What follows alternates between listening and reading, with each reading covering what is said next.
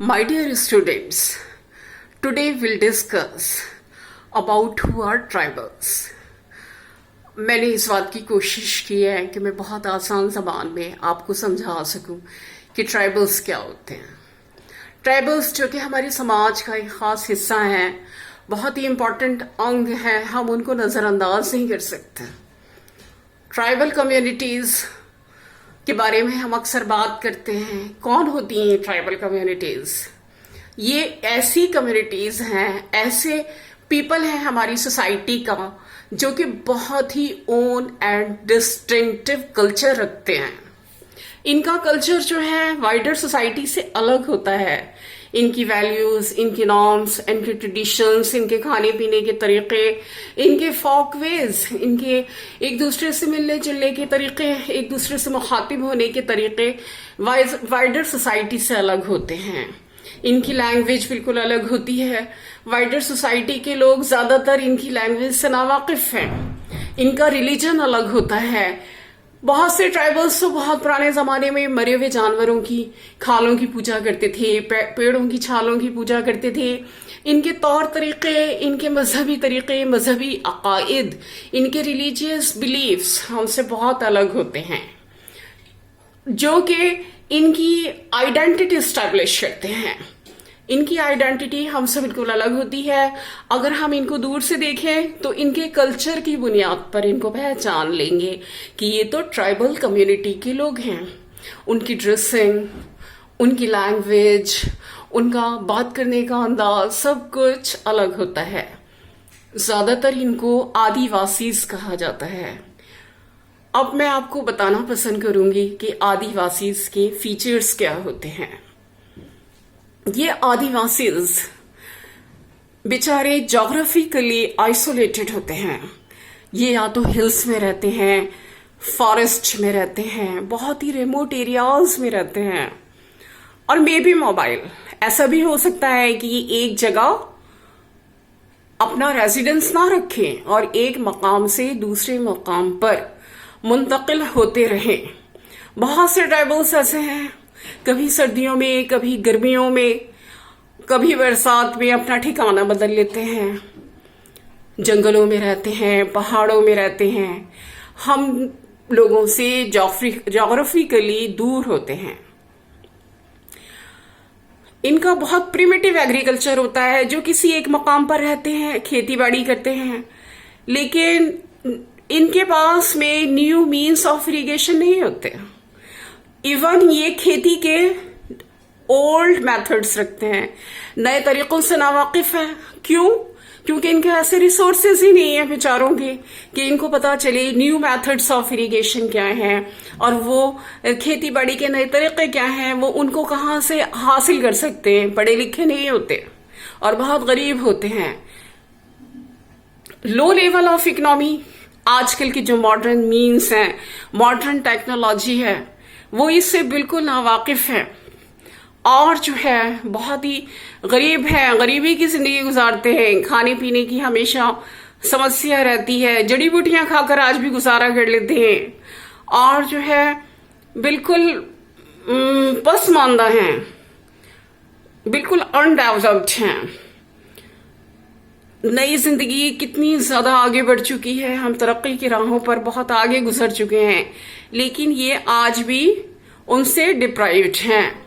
Medical facilities नहीं होती इनके पास में। तरह तरह की बीमारियां अगर हो जाती हैं तो पुराने तरीके ही जो है ये अपनाते हैं अपनी बीमारियां दूर करने के लिए।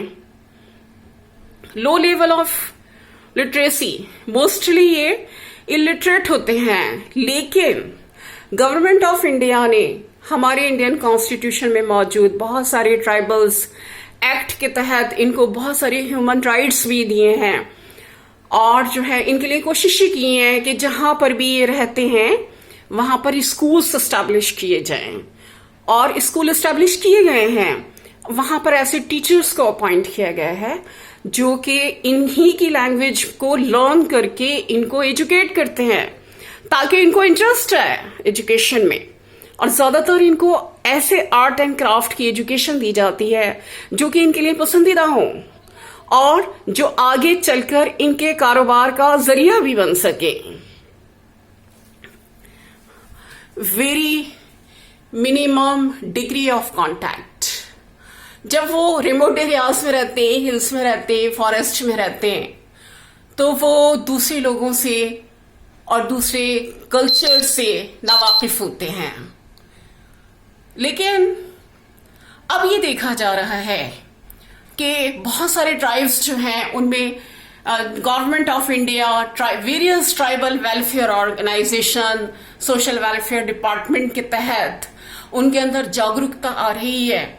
और संस्क्राइटिजेशन का जो प्रोसेस है, जो एम.एन. श्रीनिवास ने दिया था इंडियन सोशल स्ट्रक्चर का, कि जिसमें 100 सालों में चेंज आता है लोअर कास्ट के पीपल में, उन्होंने ये बताया कि बहुत से ट्राइबल भी ऐसे हैं जो कि कुछ कास्ट की इमिटेशन करना शुरू कर देते हैं, जिसकी वजह से 100 सालों में वो ट्राइबल के दर्जे से कास्ट कहलाने लगते हैं और अपने वेग सरनेम्स रख लेते हैं। जैसे कि एम.एन. श्रीनिवास ने बताया, कुछ लोअर कास्ट के लोग जो हैं वो अपर कास्ट के लोगों की लाइफ स्टाइल की इमिटेशन करते हैं और कुछ दिनों के बाद में वो अपना स्टेटस कुछ ऊंचा कर लेते हैं, अपने वेग सरनेम्स रख लेते हैं। इस तरह ट्राइबल्स ने भी कोशिश की है डिफरेंट कास्ट के स्टेटस की इमिटेशन करके और जो है अपने वेग सरनेम्स रख के वो आज जो है कास्ट में तब्दील हो गए हैं और उनके अंदर जागरूकता आ गई है। लेकिन सभी के साथ ऐसा नहीं है। इसके अलावा जो हमारी इंडियन ट्राइब्स जो है, हमारे मुल्क की जो टोटल पॉपुलेशन है उसमें से आज भी 8.14% है 2001 सेंसस के अकॉर्डिंग, और 15% ऑफ द कंट्रीज एरिया में रिसाइड भी करते हैं। हमारी कंट्री के जो मुख्तलिफ एरियाज हैं, मुख्तलिफ स्टेट्स हैं जहां वो रिसाइड करते हैं, आज भी 15% ऑफ द कंट्रीज एरिया में तकरीबन वो रिसाइड करते हैं। अब हम देखते हैं कि वहां पर ट्राइबल्स में टाइप्स ऑफ मैरिजेस क्या होती हैं। ज्यादातर उनमें मोनोगेमी होती है, एक हस्बैंड एक वाइफ। पॉलीगेमी भी होती है, एक से ज्यादा शादियां भी करते हैं। अमूमन पॉलीगेमी ज्यादा राइज है उनके अंदर। अब मैं आपको बताती हूं कि ट्राइबल्स जो है ना वो आर्ट में भी बहुत आगे होते हैं और जो है वो उनकी पेंटिंग्स जो बहुत काबिले तारीफ होती हैं। और जो है ये टैटूज जिनके पीछे दुनिया इतनी दीवानी है, दरअसल ये ट्राइबल की ही पहचान है। ये उनका एक खास कल्चर है। डांसिंग, सिंगिंग, इन पर इनका बहुत ज्यादा फोकस होता है। आप देख लीजिए, जब 26 जनवरी निकलती है, ट्राइबल्स का डांस प्रेजेंट किया जाता है, लोग उसको पसंद करते हैं बहुत ज्यादा और उनमें एक ग्रेट अट्रैक्शन फील करते हैं। अब नतीजा क्या निकलता है कि ये ट्राइबल्स जो हैं ये हमारी एक खास शान है। ये ओरिजिनल इनहैबिटेंट्स ऑफ इंडिया हैं। ये हमारे मुल्क का एक हिस्सा है, हमारी पहचान है, हमारी शान है और हमारे लिए बहुत ज्यादा इम्पॉर्टेंट हैं। Tribals are very good people और we love them, we like them. Okay.